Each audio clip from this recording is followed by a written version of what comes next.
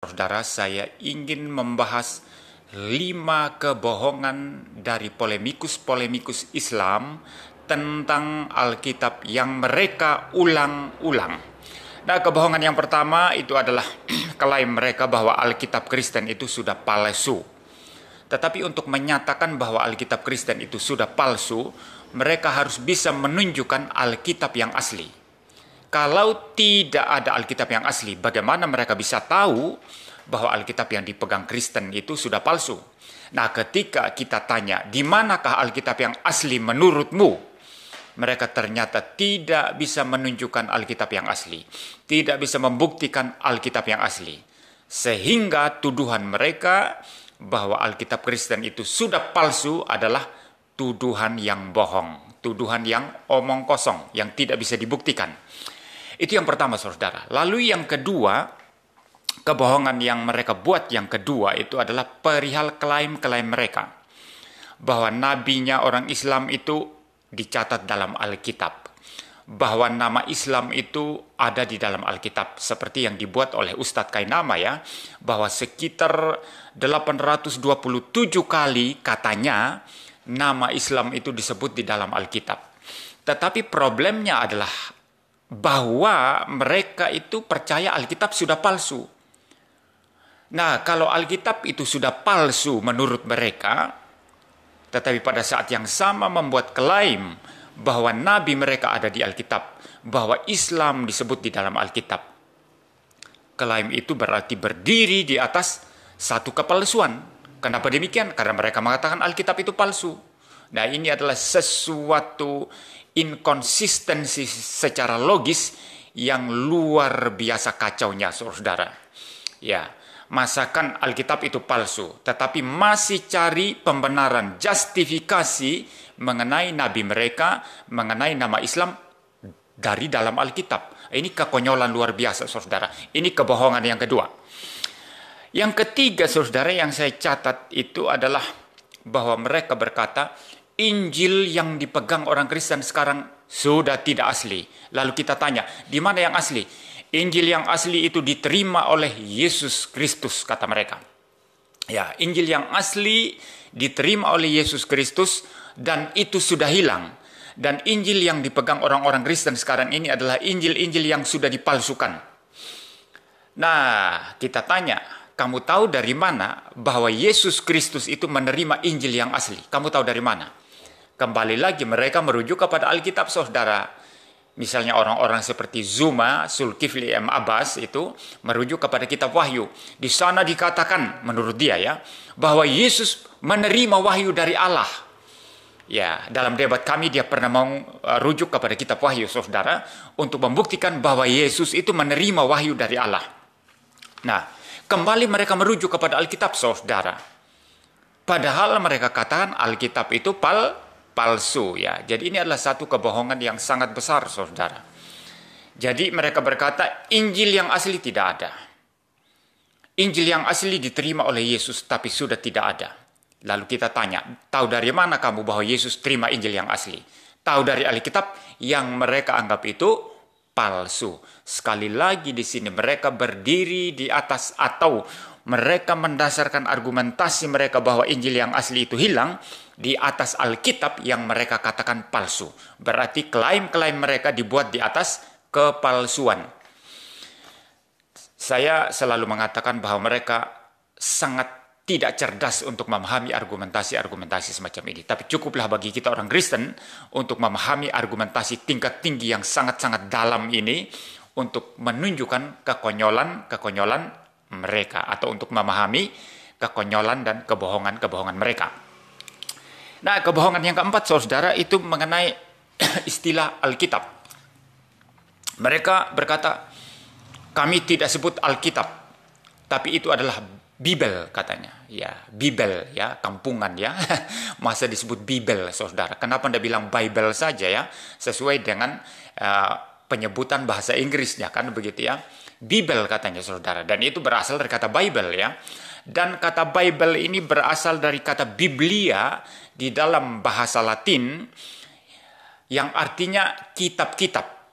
Dan itu berasal dari istilah Yunani ta Biblia. Itu bentuk jamak ya, yang artinya kitab-kitab, atau bentuk tunggalnya itu adalah biblion. Ya, biblion. Nah, makna orisinil daripada istilah biblion ini adalah gulungan atau kertas yang merujuk kepada buku-buku zaman dulu yang berupa gulungan-gulungan, saudara ya. Nah, kalau dikonversikan ke dalam pengertian modern, ya, Biblia atau tabiblia atau biblion dalam bentuk tunggalnya itu artinya buku atau kitab. Nah, istilah Alkitab yang berasal dari bahasa Arab, Alkitab, itu juga artinya adalah buku atau kitab, saudara, sama. Jadi istilah Biblia atau biblion atau Bible dalam bahasa Inggris artinya buku atau kitab, dan istilah Alkitab dalam bahasa Arab, ya, yang diambil dari bahasa Arab itu artinya sama juga, kitab atau buku. Maka sesuatu kebohongan dan kekonyolan besar orang-orang polemikus Islam ini tidak mau menyebut istilah Alkitab, tetapi menyebut Bible, yang berasal dari kata Bible. Itu tadi ya, saudara ya. Konyol sekali karena artinya sama saja. Nah, ini adalah kebohongan yang keempat yang dibuat oleh polemikus Islam. Nah, kebohongan yang terakhir, saudara, yang saya catat di sini adalah tuduhan mereka yang berulang-ulang yang mengatakan bahwa Alkitab itu sudah diubah-ubah, sudah diedit-edit, sudah tambal sulam. Pernah satu kali Albert Lumampuk debat dengan Zuma. Albert Lumampuk bertanya, siapa yang mau ubah-ubah Alkitab itu? Coba buktikan sekarang. Zuma tidak bisa membuktikan, saudara. Jadi dia hanya mengklaim, membuat klaim palsu atau klaim kosong, ya, bahwa Alkitab sudah diubah-ubah.